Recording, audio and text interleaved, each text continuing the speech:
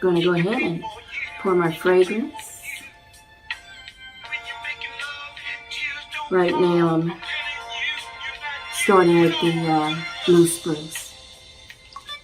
Ooh.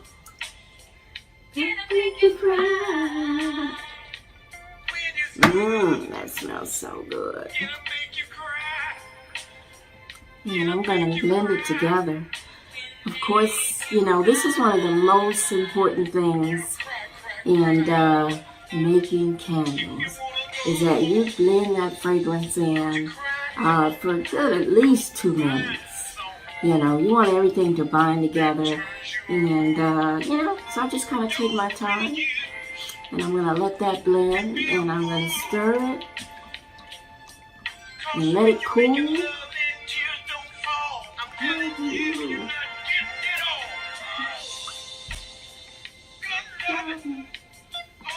going to let that cool. It's so important for me to stir it. I'm still stirring. It's okay though.